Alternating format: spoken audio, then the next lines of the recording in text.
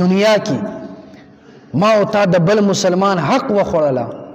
ما او تا په بل مسلمان ظلم وکړو، ما او تا په خپل کور کې د خپل زنانو سره زما او ستا رویه ټیک نه وي، ما او ستا د خپل ماشومانو دغه تربیت فکر نه وي، نو ما او تا به هم د الله په دربار کې به د حساب کتاب دپاره ودرېږو. کم یو انسان دا سوچ کوي نن سبا چې قیامت به لګي، حشر میدان به وي، د یو ذرې او د یو مقدار د یو سکند تپوس به رانه کېږي. دا فکر مونږ سره نشته،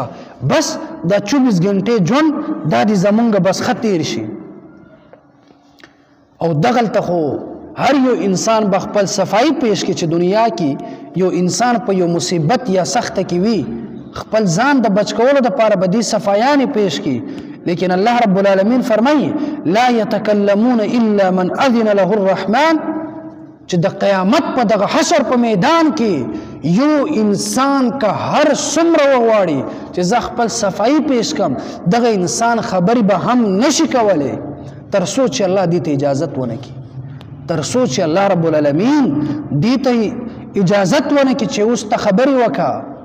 لیکن که الله دې ته اجازت هم وکړي وقال صوابا، دغه انسان به بالکل برابر خبرې به کوي.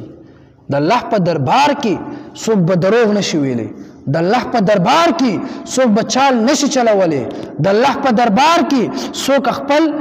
صفائی نشي پیش کولی. الله رب العالمین ځکه قرآن کې درته فرمایي انسانا وسم در سره وقت دی، ذلك اليوم الحق فمن شاء اتخذ الى ربه مآبا. دغه روز د الله په دربار کې د حق فیصله کون روز به وي،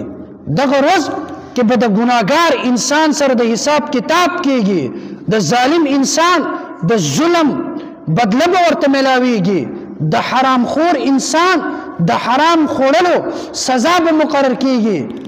په انسانانو باندې ظلم او جبر کول، د بل مسلمان توهین کول، د بل مسلمان بېزتی کوونکي انسان سره به پوره حساب به کېږي. ای انسانانو تاسو سره وس هم مهلت شته، وس هم در سره وخت دی که تاسو د الله د عذاب نه یریږئ، د الله په دربار کې د الله رب العالمین په څنګ کې خپل ځای جوړ کړئ او د الله په دربار کې خپل مقام جوړ کړئ.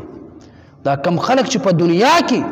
د الله رب العالمین په احکاماتو باندې عمل کوي، دغه انسان دی به د الله رب العالمین د عرش د سوري لاندې به وي. الله رب العالمین فرمایي چې دغه انسانان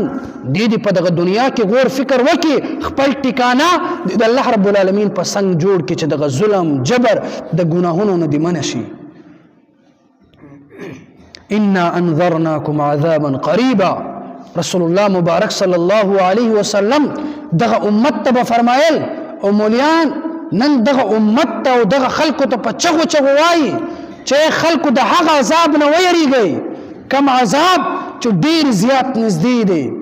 زما ستا فکر خو به دا وي چې بای قیامت به کله راځي، قیامت دا به کله راځي، بس چې کله انسان مړ شو دا در باندې قیامت راغی.